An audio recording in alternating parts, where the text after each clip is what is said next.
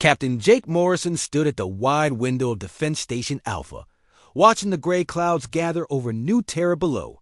The planet looked beautiful from space, with its blue oceans and green continents. But Jake knew something was wrong. The weather patterns were changing too fast, and the clouds were forming in ways that made no sense. "Captain, we're getting strange readings from the outer sensors," said Lieutenant Maria Santos from her station. She was young, maybe 25, with dark hair pulled back in a neat bun. Her voice carried a note of worry that made Jake turn around. "What kind of readings?" Jake asked, walking over to look at her screen. He was a tall man with gray hair at his temples, 42 years old and 20 years of space service behind him. He had seen a lot of strange things, but the numbers on Maria's screen made him frown. "The clouds are forming too fast, sir." "And look at this." Maria pointed to a section of data that showed electromagnetic patterns. "These readings don't match any natural weather we've seen before." Jake studied the screen for a moment. New Terra was humanity's most important colony world outside of Earth. Over 3 million people lived on the planet below, farming and mining and building new cities. They had been there for 15 years, and the weather had always been normal. "Until now. Get me Dr. Carter on the come," Jake ordered. Lisa Carter was the colony's head scientist for atmospheric studies. If anyone could explain what was happening to their weather, it would be her. The communication screen flickered to life, showing Dr. Carter's face. She was a woman in her late 30s with blonde hair and tired green eyes. Behind her, Jake could see the inside of the weather monitoring station on New Terra's surface. "Captain Morrison, I was just about to call you," Lisa said, her voice tight with concern. "We're seeing impossible weather patterns down here. The storms are forming in perfect geometric shapes, and the rain is starting to fall in areas where it should be physically impossible." "What do you mean impossible?" Jake asked. "I mean, the air pressure and temperature readings don't support rain formation, but it's raining anyway. And Captain, there's something else. The rain isn't just water. My sensors are picking up microscopic particles that don't belong in Earth normal precipitation." Before Jake could respond, alarms began blaring throughout the station. Maria's hands flew across her controls as new data flooded her screens. "Captain, we have multiple contacts approaching from the outer system," she called out. "Large ships. Unknown design. They're not broadcasting any identification signals." Jake felt his stomach drop. First the strange weather, now unknown ships. "This was not a coincidence. Red alert," he ordered. "All hands to battle stations. Maria, get me a visual on those ships." The main screen at the front of the command center flickered and then showed space beyond New Terra. At first, Jake saw nothing but stars. Then the ships came into view, and he understood why the weather was acting so strangely. The alien vessels were like nothing Jake had ever seen. They looked like giant crystals, transparent and faceted, catching and reflecting light in beautiful, but terrifying ways. There were 12 of them, each one at least a kilometer long. They moved in perfect formation, heading straight for New Terra. "Dear God," whispered Lieutenant Ryan Phillips from the weapons station. He was a red-haired young man, barely out of the academy, and his face had gone pale. "Dr. Carter, are you still on the line?" Jake asked. "Yes, Captain." "And Jake, the weather." "Changes started getting worse the moment those ships appeared on my long-range sensors. I think they're connected." One of the crystal ships moved closer to New Terra, and immediately the clouds below began to spin faster. Rain started falling harder in some areas, while other regions that had been cloudy suddenly became clear. "They're controlling our weather," Jake said, the realization hitting him like a physical blow. But why? His question was answered a few minutes later, when the alien ships began broadcasting on all frequencies. The message was in perfect English, though the voice that spoke it sounded like crystal chimes ringing. "Humans of New Terra," the voice said, "we are the Corvani Empire. We have come to claim this world and add your species to our collection of subjects. You have 7 days to consider our offer of peaceful surrender. The transmission continued, and Jake listened with growing horror as the aliens explained their method of conquest. They would use their weather-controlled technology to make life on New Terra impossible. Endless rain would flood the cities and destroy the crops. Storms would tear apart the buildings and ground all aircraft. The humans would have a choice: surrender and be relocated to a reservation world, or stay and watch their civilization wash away. We have used this method to conquer 43 species across the galaxy, the voice continued. All chose surrender rather than face the endless storms. We expect humans to be equally reasonable. The transmission ended, leaving Jake and his crew staring at the screens in silence. Outside the station, the crystal ships had taken positions. Around New Terra, and the planet's weather was already becoming more violent.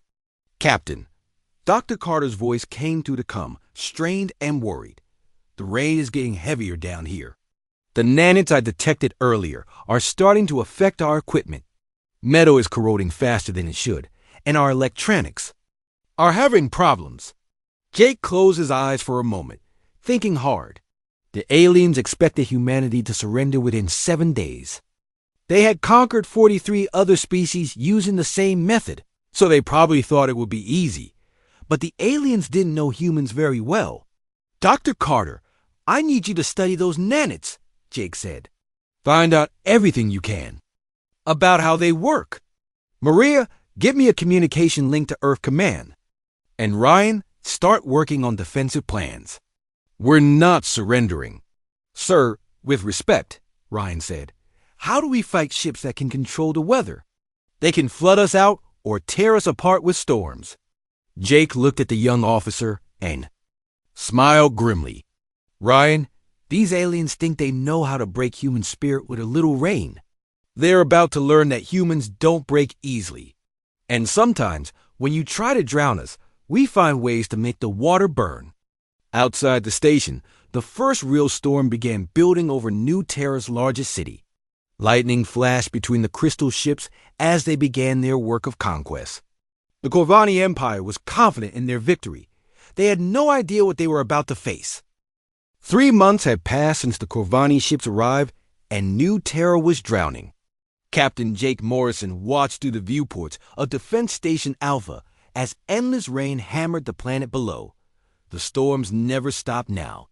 Lightning flashed constantly through the gray clouds, and the wind howled like a living thing down on the surface. The human cities were struggling to survive. The streets of New Berlin were underwater, forcing people to move to higher floors of their buildings. The farming settlements had lost most of their crops to flooding. Every day, more equipment failed as the alien nanites in the rainwater ate through metal and electronics. Captain, we're getting another surrender request from the Colony Council, said Lieutenant Maria Santos. She looked tired, with dark circles under her eyes. Everyone on the station was exhausted from 3 months of constant alerts and emergency responses. Jake turned away from the window. Tell them the same thing I told them yesterday and the day before. We don't surrender. But sir, said Lieutenant Ryan Phillips from his station, the reports from the surface are getting worse. Food supplies are running low, and the water treatment plants are failing. People are scared. Jake understood their fear. The Corvani method of conquest was designed to break spirits without direct violence. Make life impossible, wait for desperation to set in, then offer an easy way out. It had worked on 43 other species. But Jake had spent the last 3 months studying those other conquests, and he had noticed something important. Dr. Carter to Defense Station Alpha, came a voice over the communication system. Captain Morrison, I need to speak with you immediately. Put her through, Jake ordered. The main screen flickered to show Dr. Lisa Carter's face. She was in her underground laboratory, one of the few places on New Terra that stayed dry. But even she looked stressed and tired. Jake, I've been studying the nanites in the rain for 3 months now, Lisa said. I think I found something important. These microscopic machines aren't just corroding our equipment randomly. They're designed to target specific materials and frequencies. What kind of frequencies? Jake asked, leaning forward. Electromagnetic frequencies. The nanits respond to electrical signals in very specific ways. When they encounter certain wavelengths, they change their behavior completely. Jake felt a spark of hope for the first time in months. Change how? Well, that's the interesting part. I was running tests yesterday when lightning struck near my lab. The power surge sent a strong electromagnetic pulse through my equipment, and for a few seconds, all the nanits in my sample stopped working. Then they started generating heat instead of acid. Maria looked up from her station. Heat? How much heat? Enough to boil the water they were suspended in, Lisa replied. Jake, I think the Corvani designed these nanits to be vulnerable to specific electromagnetic frequencies. It might be a safety feature, or maybe it's just an accident in their design. Jake's mind began racing. If the nanits could be turned off or changed by electromagnetic pulses, then maybe the rain itself could be turned into a weapon instead of a tool of conquest. Lisa, I need you to find the exact frequency that affects the nanits, he said. And I need you to figure out how much electrical power we would need to affect all the nanits in a storm system. That would take enormous amounts of energy, Jake. More than our power stations can generate. What about lightning? Ryan asked suddenly. Everyone turned to look at him. The young officer's face was excited as an idea formed in his mind. The storms are full of natural lightning. What if we could capture and redirect that energy? Jake nodded slowly. Lisa, how much lightning energy hits New Terra during one of these storms? More than enough, she said after checking her data. The Corvani storms generate massive amounts of electrical activity. If we could harness even a fraction of it, we could turn their own weapon against them, Jake finished. But how do? We capture lightning on a planetary scale? The answer came from an unexpected source. Chief Engineer Tom Bradley had been quiet during the conversation, but now he spoke up. Tom was an older man who had helped build most of New Terra's infrastructure. His voice was rough, but confident. Lightning rods, Tom said simply. We modify every lightning rod, communication tower, and electrical conductor on the planet. Turn them into a giant network that can store and release electrical energy all at once. Maria was already working at her computer. Sir, I'm pulling up schematics of New Terra's electrical grid. We have communication towers in every settlement, plus the weather monitoring stations, the mining equipment, even the street lights in the cities. It would have to be perfectly timed, Lisa warned. All the electrical systems would need to discharge at exactly the same moment, during the peak of a storm when the nanits are most active. Jake looked around at his crew. They were all staring at him, waiting for his decision. Outside, lightning flashed through the clouds as another wave of alien rain pounded the planet. Tom, how long would it take to modify the electrical systems? Jake asked. If we work around the clock and get every engineer on the planet involved, maybe 6 weeks. And the coordination? Jake looked at Maria. I can set up a synchronized communication network. Every settlement would need to follow the same timing sequence, down to the second. Jake made his decision. Do it. Lisa, you keep working on the exact frequencies we need. Tom, start modifying the electrical systems. Maria, set up the communication network. And everyone, keep this quiet. We don't want the Corvani to know what we're planning. 2 weeks later, the aliens sent their first direct message to the humans since the initial surrender demand.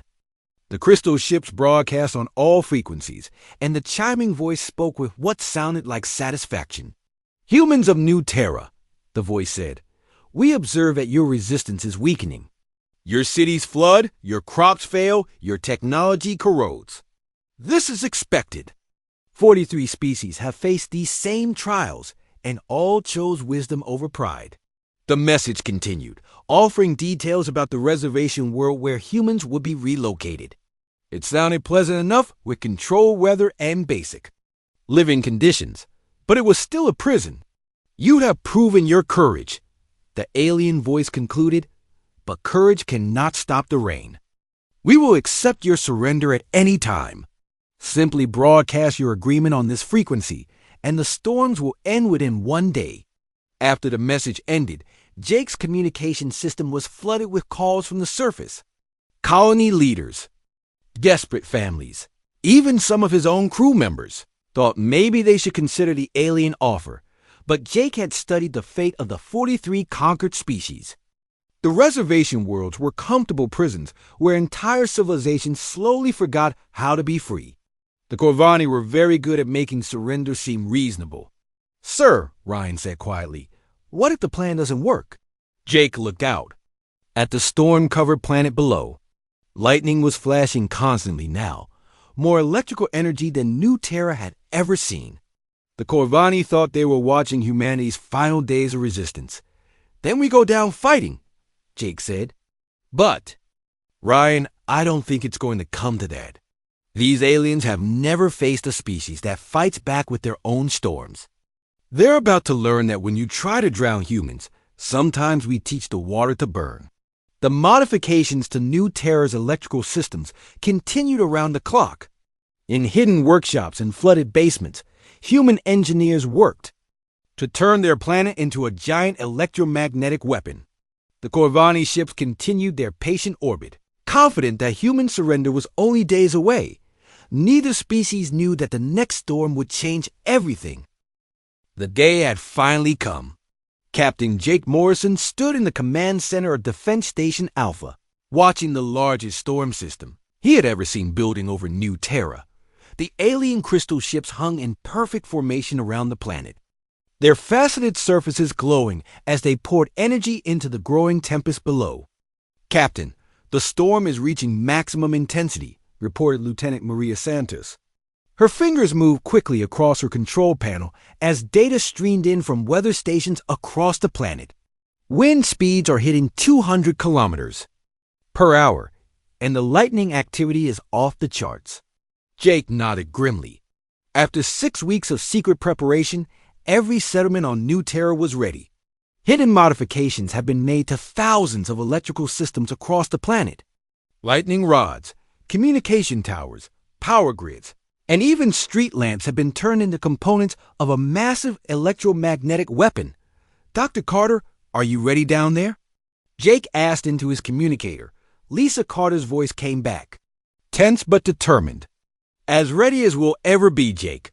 All the NANT frequency data is programmed into the system. If this works, every drop of rain on the planet should respond to our electromagnetic pulse. And if it doesn't work, ask Lieutenant Ryan Phillips from his station. Then we'll probably fry every piece of electronics on New Terra and surrender." "Anyway," Lisa replied honestly. "But Jake, I've run the calculations 100 times. The theory is sound." Chief Engineer Tom Bradley's voice joined the conversation from the planet's main power control station. "All electrical systems are modified and standing by, Captain. Every settlement has confirmed they're ready for synchronized discharge." Jake looked around at his crew. They all knew this was humanity's only chance. The Corvani had been patient. For 4 months, letting the endless storms wear down human resistance. Food was running low, equipment was failing daily, and more people were talking about surrender every day. Just yesterday, the aliens had broadcast another message. The chiming voice had sounded almost sympathetic, as it described the comfortable lives awaiting humans on the reservation world. Clean water, controlled weather, safe housing.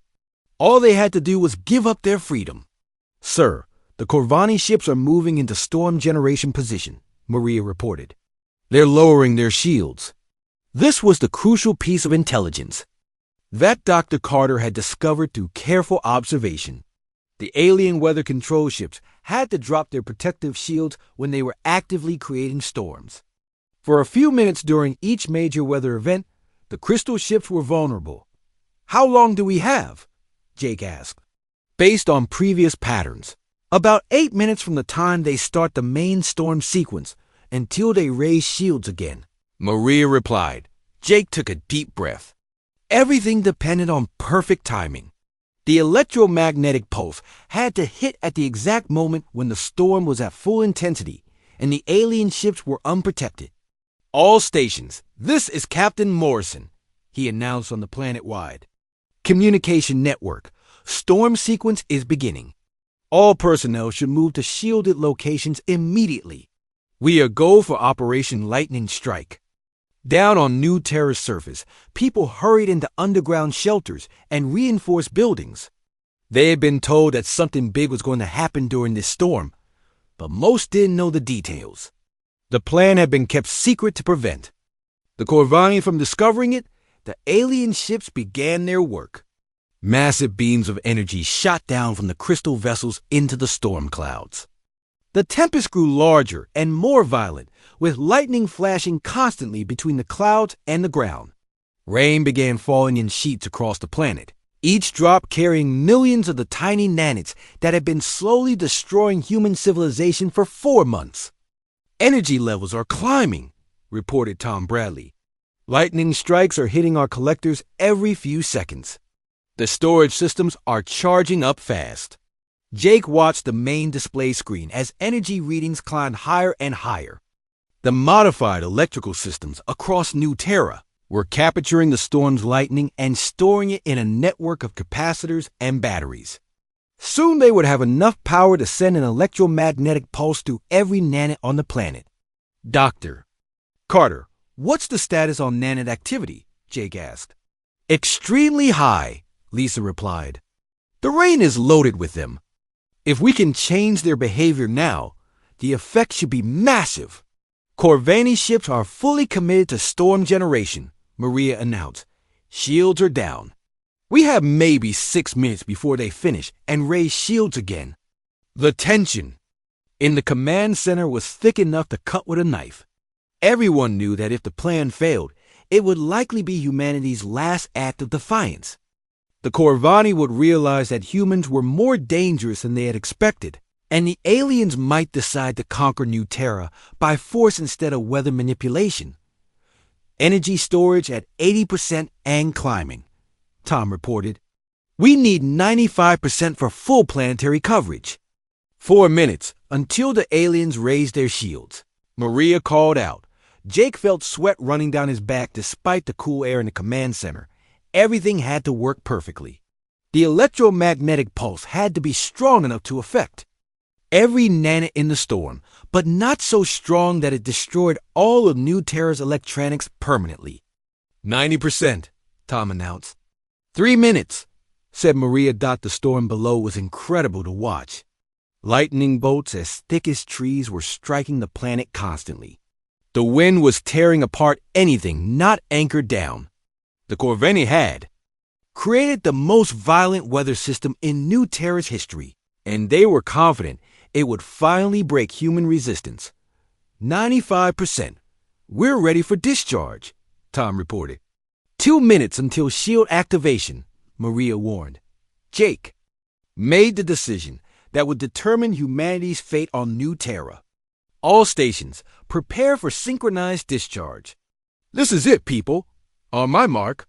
He watched the countdown timer on his screen. The Corvani ships were still pouring energy into the storm, their shields down and their attention focused on weather. Control. They had no idea that the humans below were about to turn their own storm against them. 30 seconds, Jake announced to the planet. All systems ready?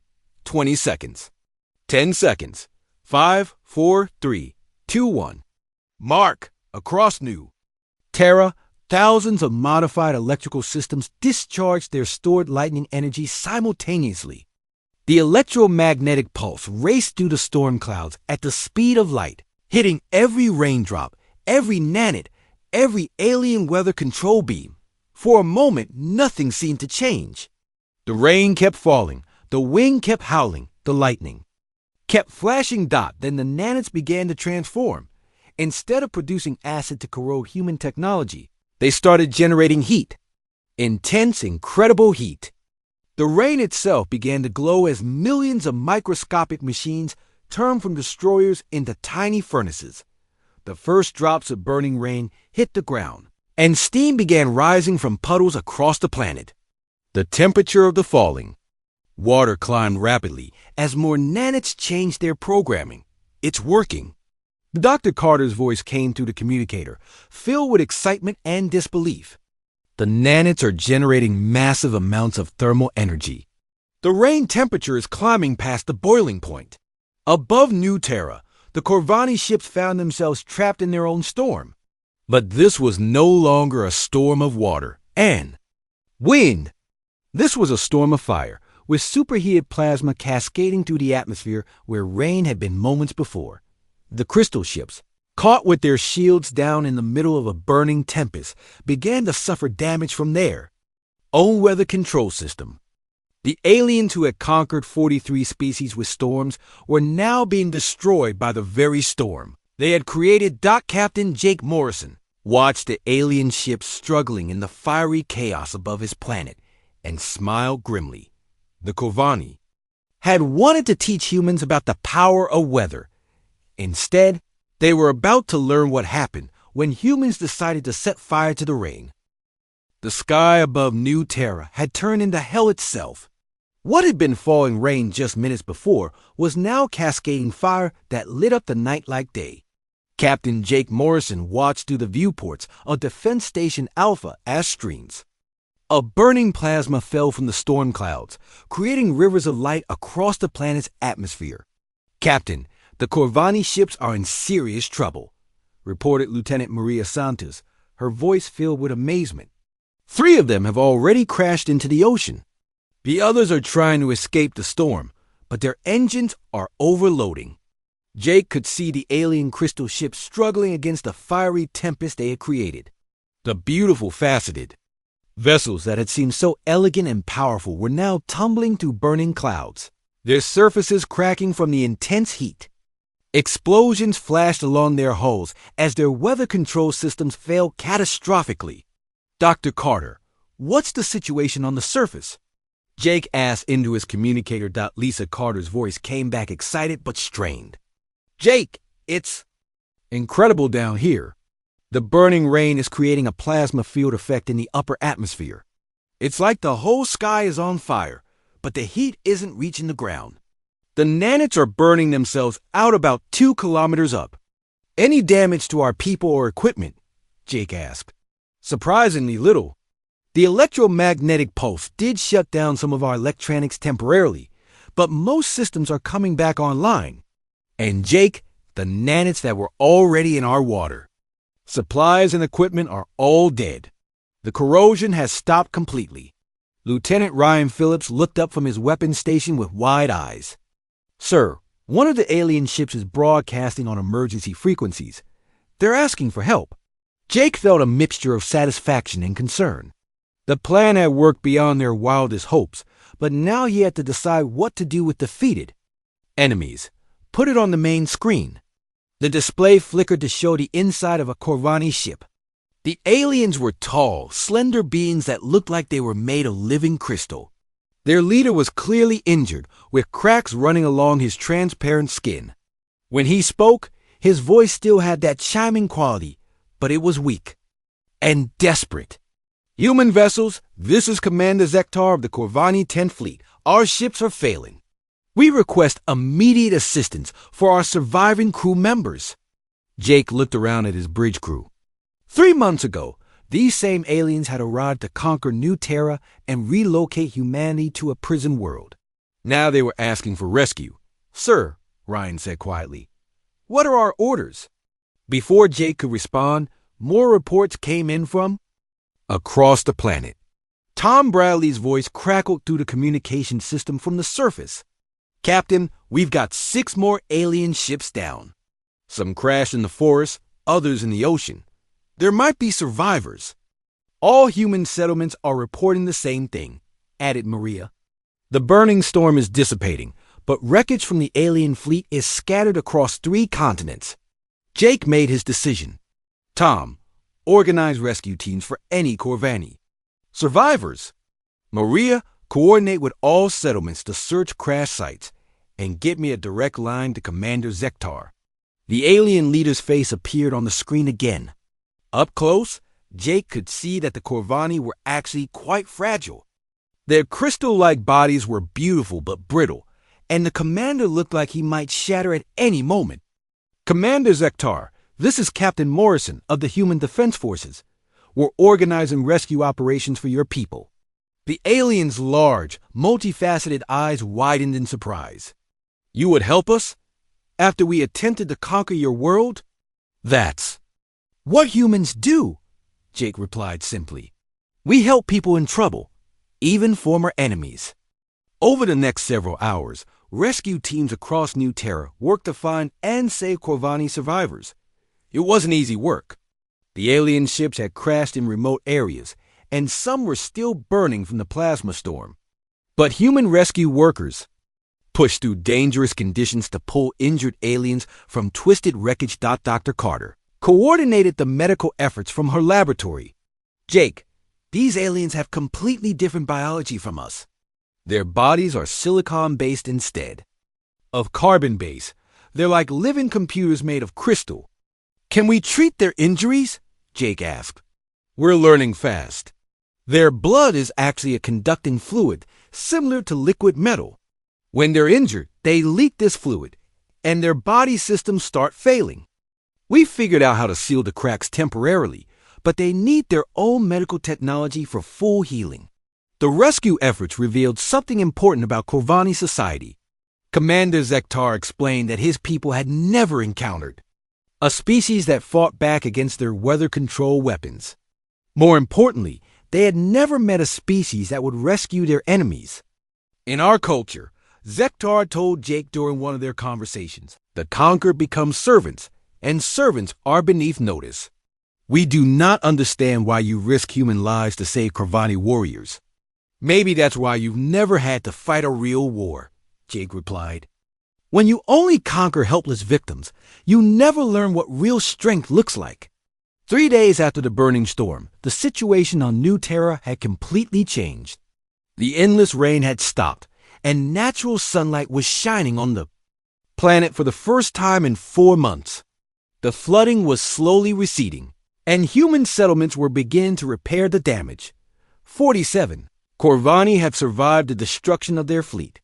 They were housed in a temporary medical facility that Dr. Carter had set up, where human doctors worked alongside the aliens' own medical officers to treat injuries.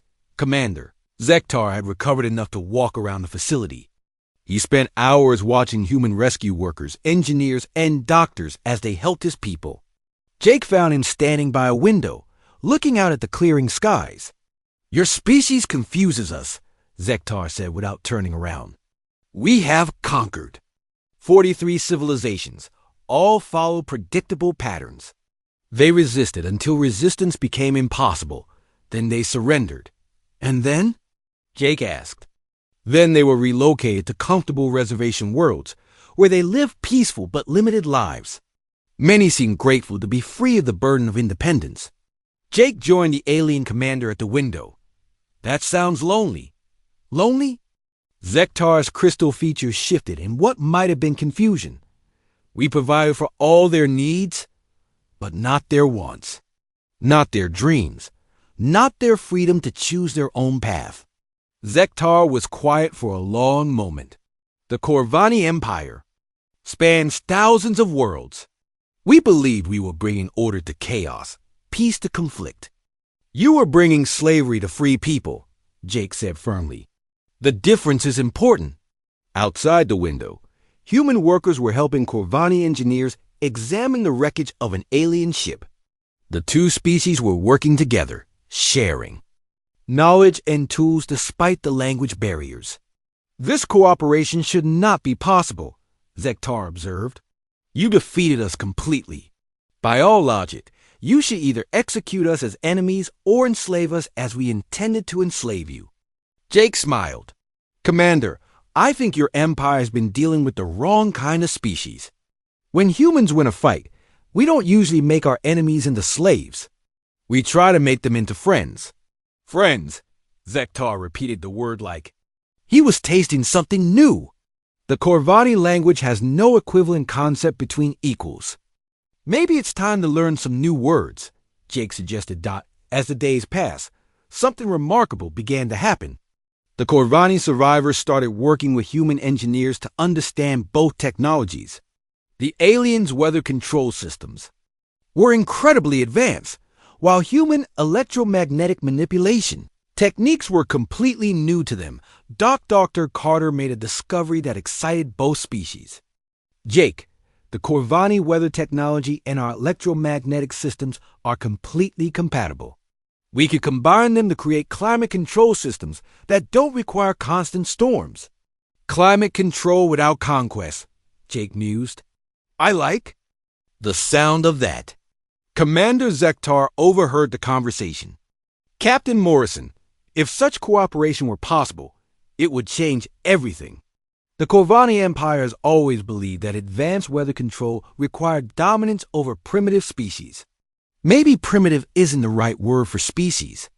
That can set fire to rain, Jake replied with a grin. The alien commander's crystal features shifted into what Jake was learning to recognize as a smile. No, Captain. I do not think primitive is the correct word at all. 2 weeks after the burning storm, Captain Jake Morrison was no longer fighting a war. Instead, he found himself in the middle of something completely unexpected. Peace negotiations with an alien empire that had never negotiated with anyone before. The temporary meeting hall on New Terra's surface buzzed with activity. Human diplomats sat across from Corvani representatives, while translators worked to bridge not just language differences, but completely different ways of thinking. Commander, Zektar had contacted the Corvani Empire to report his fleet's defeat, and the response had shocked everyone. Captain Morrison, said Ambassador Helen Ross, the diplomatic representative who had arrived from Earth 3 days earlier. She was a small woman with gray hair and sharp eyes who had spent 30 years negotiating treaties between human colonies. The Corvani Empire wants to send a full diplomatic mission to New Terra. This is unprecedented in their history. Jake nodded, though he still found it hard to believe. What changed their minds? According to Commander Zektar, the Empire has never encountered a species that could defeat their weather weapons. More importantly, they've never seen a species that would rescue their enemies and offer medical aid to defeated soldiers. Across the room, Dr. Lisa Carter was working with a group of Corvani scientists to analyze the combined technologies that had created the burning storm. The alien scientists were particularly fascinated by human electromagnetic manipulation techniques. Jake, Lisa called out, you need to see this. The Corvani are sharing their complete weather control database with us. Everything they've learned from conquering 43 different worlds. Jake walked over to look at the data displays. The information was staggering. Detailed atmospheric studies from dozens of planets, weather patterns that could be created and controlled, even techniques for terraforming hostile worlds into garden paradises. Why are they sharing all this? Jake asked Commander Zektar, who was observing the scientific exchange. The alien commander's crystal features shifted thoughtfully. Because we are beginning to understand that cooperation achieves more than conquest. In 2 weeks, human and Corvani scientists have made discoveries that neither species could have reached alone. Lieutenant Ryan Phillips appeared at Jake's shoulder, looking excited. Captain, you should hear what the engineering teams have figured out. We can combine human electrical systems with Corvani weather control to create localized climate zones. Imagine being able to bring rain to drought areas or stop hurricanes before they make landfall, without destroying entire civilizations in the process, added Chief Engineer Tom Bradley, who had been working closely with Corvani technicians. Their old method required crushing local populations to maintain control. Our electromagnetic techniques can manage the same weather patterns through automated systems. The implications were enormous. For thousands of years, the Corvani Empire had believed that advanced weather control required political dominance over less advanced species. They had conquered worlds not out of cruelty, but because they thought it was the only way to maintain the complex systems needed for planetary climate management. We were wrong, Commander Zektar admitted to Jake during one of their private conversations. The 43 species we conquered were relocated to reservation. Worlds because we believed they could not understand or maintain weather control technology. We thought we were protecting them from their own limitations. What about now? Jake asked. Now we discover that cooperation produces better results than control. Human electromagnetic techniques allow weather management without constant supervision. The conquered species could have learned to manage their own climates if we had taught them instead of removing them. This revelation was causing major changes throughout the Corvani Empire. Messages were being sent to the 43 reservation worlds, offering the relocated species a choice: return to their home planets with new weather control technology, or remain on the reservation worlds with full citizenship rights in the Empire. Ambassador Ross was handling the complex negotiations with the main Corvani government. They want to establish New Terra as a joint research colony, she explained to Jake. Half human, half Corvani, working together to develop better climate control methods. And in exchange, Jake asked, they're offering humanity access to their weather control technology and help terraforming new colony worlds. Plus, they want human electromagnetic specialists to help them redesign the climate systems on all 43 formerly conquered worlds. Jake found himself facing a decision that would affect not just New Terra, but humanity's entire future in the galaxy. The Corvani Empire controlled thousands of worlds and had technology that could transform human civilization. But accepting their offer would mean working closely with former enemies who had very different ideas about freedom and independence. What do the people of New Terra think? Jake asked Maria Santos, who had been conducting surveys among the colonists. Mixed reactions, Maria replied. About 60% support the partnership. They've seen how Corvani weather control could prevent droughts and floods. But 40% are worried about becoming dependent on alien technology. The concerns were reasonable. Humanity had fought hard for its independence, and many people remembered stories of Earth's colonial period when one group's advance technology had been used to control others. Dr. Carter had a different perspective. Jake, I've been working with Corvani scientists for 2 weeks now. They're not trying to control us. They're genuinely excited about learning from human creativity and problem-solving methods. How so? Jake asked. They've been using the same weather control techniques for thousands of years. Because their society values perfection and order, they rarely experiment or try new approaches. But human engineers have shown them completely new ways to use their own technology. Lieutenant Phillips had a practical example. The Corvani never thought to use localized electromagnetic pulses to control nanite behavior. They always used massive planet-wide weather systems because that's how they'd always done it. But our small-scale approach is actually more efficient and less destructive. Commander Zektar joined the conversation. Your species thinks differently than ours, Captain Morrison. Corvani saw problems through power and control. Humans solve problems through innovation and adaptation. Both approaches have value, Jake replied diplomatically. Yes, but combining them creates possibilities neither could achieve alone. The weather control system that creates your planet's new climate uses Corvani technology powered by human electromagnetic techniques. It is more advanced than anything either species has built separately. The proof was visible outside the meeting hall. New Terra's weather was now perfectly controlled, but not through constant storms or alien domination. Instead, a network of combined human Corvani weather stations created gentle rains when crops needed water, clear skies for harvest seasons, and moderate temperatures year-round. The Empire has made a formal proposal, Ambassador Ross announced during the final negotiation session. They want to establish the Human Corvani Cooperative Council with equal representation from both species. The council would oversee joint research projects and help liberate the remaining conquered worlds. Jake looked around the room at the faces of his crew, the human colonists, and the Corvani representatives. 2 months ago, these aliens had arrived to conquer New Terra. Now they were offering partnership instead of domination. There's one condition I want to add, Jake said finally. Any species that joins this cooperation must be truly equal. No senior partners, no junior members. Everyone gets full voting rights and technological access. Commander Zektar's crystal features brightened. The Empire agrees to these terms. We have learned much from human concepts of equality and freedom. Then I think we have a deal, Jake replied.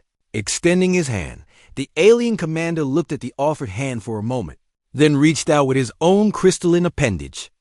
When they shook hands, Jake felt the cool, smooth texture of living crystal against his skin. Partnership, Zektar said, as if testing the word. Partnership, Jake agreed. Outside the meeting hall, the first mixed crews of human and Corvani engineers were already working together to design weather control systems for other worlds. The species that had once tried to conquer each other were now planning to reshape the galaxy together. The age of Corvani conquest was over. The age of cooperative terraforming had begun. 1 year later, Captain Jake Morrison stood in the same spot where he had watched the first alien storms gather over New Terra. But everything had changed. The planet below was green and thriving, with perfect weather that brought rain when farmers needed it and sunshine when crops were ready for harvest.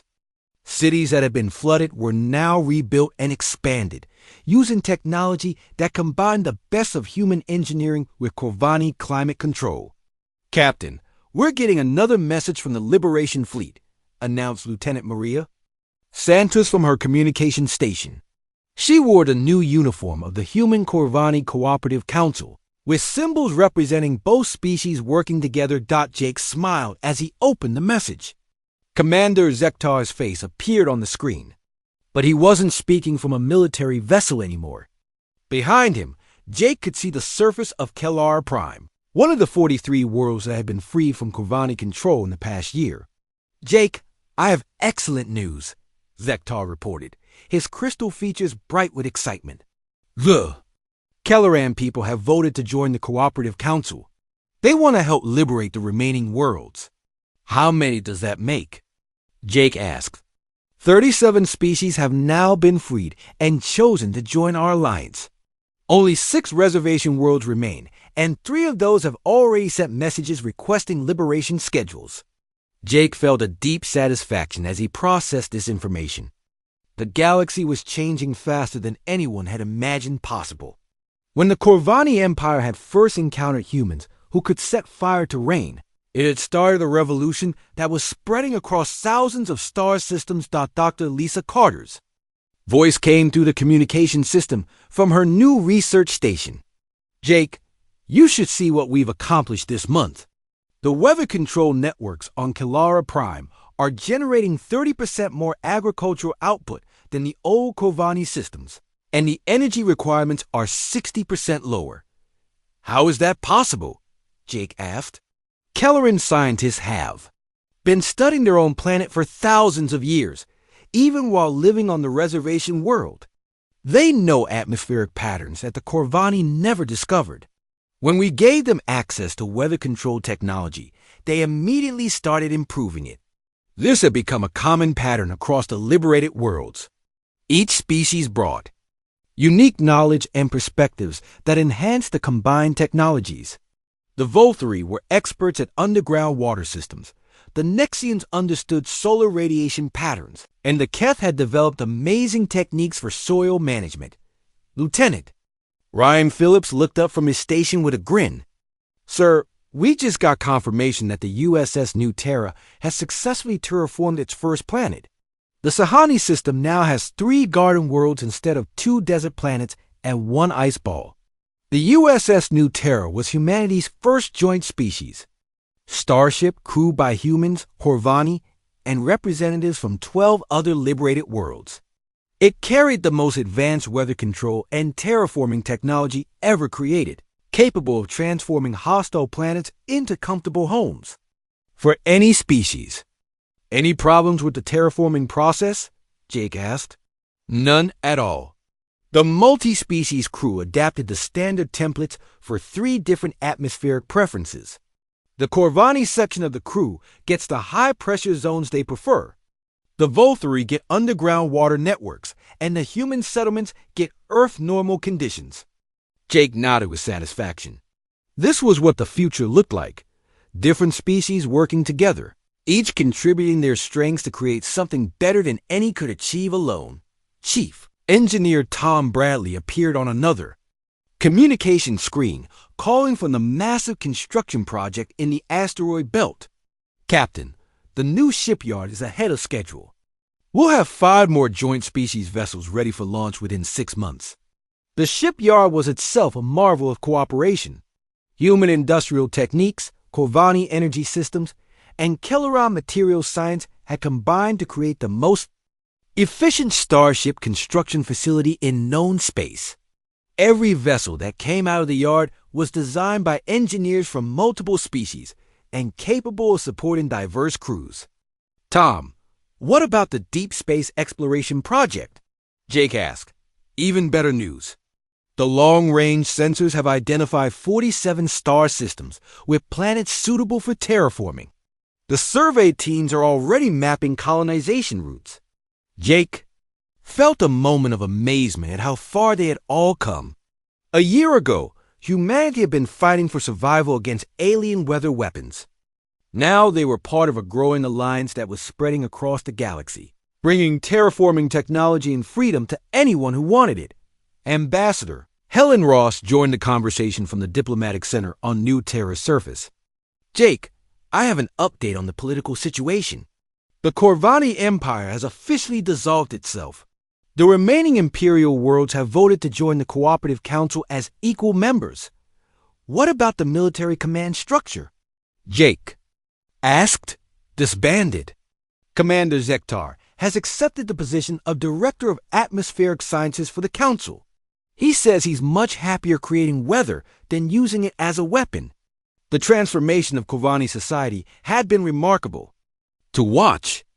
Without the constant need to conquer populations, their civilization had become more creative and collaborative. Many Corvani had discovered talents they never knew they possessed when their energy wasn't focused on maintaining an empire doctarch. Carter called in with her weekly research update. Jake, we've made another breakthrough. The combined technologies now allow us to create stable weather patterns on planets with no atmosphere. We can literally build breathable air from scratch. How? Jake asked, fascinated despite having heard dozens of similar reports. Corvani energy manipulation combined with human electromagnetic techniques and Nexian solar collection methods. We can process raw materials from asteroid fields and create complete atmospheric systems in about 18 months. This meant that virtually any planet could be made suitable for life. Desert worlds, ice planets, even airless rocks could be transformed into garden paradises. The galaxy suddenly seemed much larger and more full of possibilities. Jake walked over to the main viewport and looked out at New Terra. Children were playing in the parks below, including human kids alongside young Corvani, Kellerans, and Voltheri. The new generation was growing up in a galaxy where cooperation between species was normal and natural. Captain, Maria called out, we're receiving a priority message from the Council headquarters. Jake returned to his command station. The message was from President Sarah Mitchell, who had been elected as the first human representative to lead the Cooperative Council.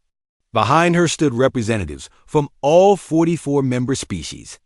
Captain Morrison, President Mitchell began, the Council has voted unanimously to offer you the position of Director of Galactic Exploration. Your mission will be to lead expeditions beyond our current borders, seeking new worlds to terraform and new species to invite into our alliance. Jake felt his heart race with excitement. The known galaxy was vast, but recent deep space surveys suggested there were thousands more star systems beyond current exploration limits. New worlds, new species, new challenges and opportunities. The Council believes, President Mitchell continued, that the human spirit of exploration and adaptation will be perfectly suited for this role. You will command a fleet of joint species vessels with the most advanced terraforming technology ever created. Jake looked around at his bridge crew. Maria Santos would make an excellent communications coordinator for galactic exploration. Ryan Phillips had become expert at managing multi-species technical teams. Even Tom Bradley had expressed interest in seeing what engineering challenges lay beyond the frontier. "President Mitchell," Jake replied, "on behalf of my crew, I accept the position. When do we begin?" "Immediately, Captain. Or should I say, Director Morrison. Your first mission is to investigate a cluster of star systems about 50 light years beyond our current border. Long-range sensors suggest at least 12 planets suitable for terraforming." Jake smiled as he looked out at the galaxy spread before them. A year ago, the Corvani had arrived at New Terra expecting to conquer another helpless species. Instead, they had encountered humans who taught rain to burn and empires to cooperate. Now that same human determination and creativity would be leading an alliance of free species to explore the unknown reaches of space. The galaxy was vast, full of wonders yet to be discovered and challenges yet to be overcome. But whatever they found out there, they would face it together. Humans, Corvani, Kellerans, Voltheri, and all the others, working as equals to build something better than any of them could create alone. The age of conquest was over. The age of exploration and cooperation had begun. And somewhere in the vast, unknown, other species were waiting to learn that when you tried to drown humans, they would teach the water to burn and then invite you to help them light the way to the stars.